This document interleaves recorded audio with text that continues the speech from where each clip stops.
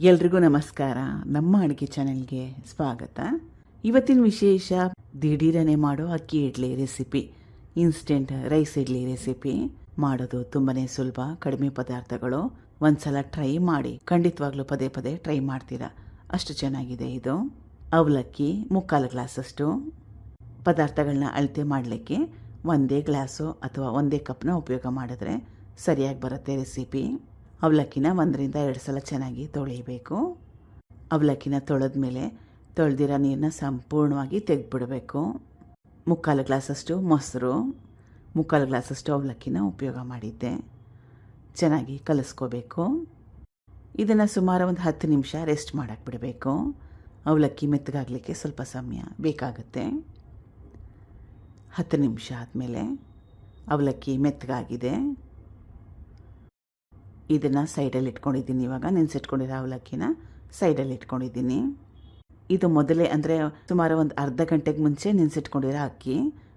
ದೋಸೆ ಅಕ್ಕಿ, ದಪ್ಪ ಅಕ್ಕಿ, ರೇಷನ್ ಅಕ್ಕಿ ಯಾವುದಾದ್ರೂ ಪರವಾಗಿಲ್ಲ. ಇದು ಕುಸುಬ್ಲಕ್ಕಿ ಅಲ್ಲ, ಬಾಯ್ಲ್ಡ್ ರೈಸ್ ಅಲ್ಲ, ಇದು ರಾ ರೈಸ್, ಹಸಿ ಅಕ್ಕಿ ಇದು. ಬಾಯ್ಲ್ಡ್ ರೈಸ್ನ ಅಥವಾ ಕುಸುಬ್ಲಕ್ಕಿನ ಉಪಯೋಗ ಮಾಡಿದ್ರೆ ಅದು ನೆನೆಯಲಿಕ್ಕೆ ಒಂದು 8 ರಿಂದ 10 ಗಂಟೆಗಳ ಕಾಲ ಬೇಕಾಗುತ್ತೆ. ರಾ ರೈಸ್ ಉಪಯೋಗ ಮಾಡಿ, ಹಸಿ ಅಕ್ಕಿ ಉಪಯೋಗ ಮಾಡಿ. ರೇಷನ್ ಅಕ್ಕಿ ಆದ್ರೂ ಪರವಾಗಿಲ್ಲ, ಸ್ಟೀಮ್ ರೈಸ್ ಕೂಡ ಬೇಡ. ರುಬ್ಕೊಳ್ತಾ ಇದ್ದೀನಿ. ಅವಲಕ್ಕಿ ಮೊಸರಲ್ಲಿ ನೆನೆಸಿಟ್ಟಿದ್ನಲ್ಲ ಅದು. ಇದು ಅಕ್ಕಿನ ರುಬ್ಕೊಳ್ಳೋಕೆ ಮುಂಚೆ ಎಷ್ಟು ನೀರು ಹಾಕಿ ನೆನೆ ಹಾಕಿದ್ವಲ್ಲ, ಆ ನೀರನ್ನೆಲ್ಲ ಸಂಪೂರ್ಣವಾಗಿ ತೆಗೆದುಬಿಡಬೇಕು. ಏನಾದರೂ ಸ್ವಲ್ಪ ನೀರು ಕೂಡ ಜಾಸ್ತಿ ಹಾಕ್ಕೊಂಬಿಟ್ರೆ ಕನ್ಸಿಸ್ಟೆನ್ಸಿ ಕೆಟ್ಟೋಗುತ್ತೆ, ರೆಸಿಪಿ ಚೆನ್ನಾಗಿ ಬರಲ್ಲ. ಅವಲಕ್ಕಿ ಮೊಸರಲ್ಲಿ ನೆಂದಾಗ ಸಾಕಷ್ಟು ತೇವಾಂಶ ಹೀರಿರುತ್ತೆ, ಅಷ್ಟೇ ಸಾಕಾಗುತ್ತೆ. ಅಕ್ಕಿ ಕೂಡ ನೆಂದಿರುತ್ತೆ, ಅದು ಕೂಡ ನೀರನ್ನೆಲ್ಲ ಚೆನ್ನಾಗಿ ಹೀರಿರುತ್ತೆ, ಅಷ್ಟೇ ಸಾಕಾಗುತ್ತೆ. ರುಚಿಗೆ ತಕ್ಕಷ್ಟು ಉಪ್ಪು. ರುಬ್ಕೋಬೇಕು. ರುಬ್ಬಿದ್ದಾಗಿದೆ. ಇಡ್ಲಿ ಹಿಟ್ಟದಲ್ಲಿ ರುಬ್ಕೊಂಡಿದ್ದೀನಿ ನೋಡಿ, ತೋರಿಸ್ತಾ ಇರೋದು ಪರ್ಫೆಕ್ಟಾಗಿರೋ ಕನ್ಸಿಸ್ಟೆನ್ಸಿ. ಇದು ಈನೋ ಪೌಡರು, ಸಣ್ಣ ಚಮಚದಲ್ಲಿ 1 ಚಮಚದಷ್ಟು. ಒಂದು ಸ್ಯಾಶೆ ಬರುತ್ತಲ್ಲ, ಅದನ್ನು ಫುಲ್ ಹಾಕ್ಕೋಬೇಕಾಗತ್ತೆ. ಈನೋ ಪೌಡರ್ ಮನೇಲಿಲ್ಲ ಅಂದರೆ ಅಡುಗೆ ಸೋಡಾನ ಉಪಯೋಗ ಮಾಡಿ. ಇನ್ಸ್ಟೆಂಟ್ ರೆಸಿಪಿ ಇರೋದ್ರಿಂದ ಹಾಕೊಳ್ಳೋ ಅವಶ್ಯಕತೆ ಇರುತ್ತೆ. ಹಾಕ್ಕೊಳ್ಳಿಲ್ಲ ಅಂದರೆ ಇಡ್ಲಿ ಚೆನ್ನಾಗಿ ಬರಲ್ಲ, ಮೃದುವಾಗಿ ಬರೋದೇ ಇಲ್ಲ. ಅದರ ಮೇಲೆ ಈನೋ ಪೌಡರ್ ಮೇಲೆ ಸ್ವಲ್ಪ ನೀರನ್ನ ಹಾಕ್ಕೊಂಡು ಚೆನ್ನಾಗಿ ಕಲಿಸ್ಕೋಬೇಕು. ಹಿಟ್ಟು ರೆಡಿಯಾಗಿದೆ.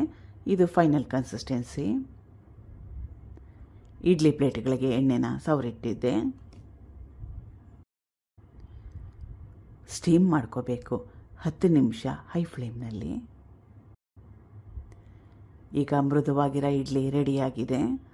ಸ್ಟೀಮ್ ಆದಮೇಲೆ ಅಂದರೆ ಸ್ಟೀಮ್ ಆದಮೇಲೆ ಗ್ಯಾಸ್ ಸ್ಟವ್ನ ಆಫ್ ಮಾಡ್ಕೊಂಡ್ಮೇಲೆ 1-2 ರಿಂದ 3 ನಿಮಿಷ ಹಾಗೆ ಬಿಡಿ.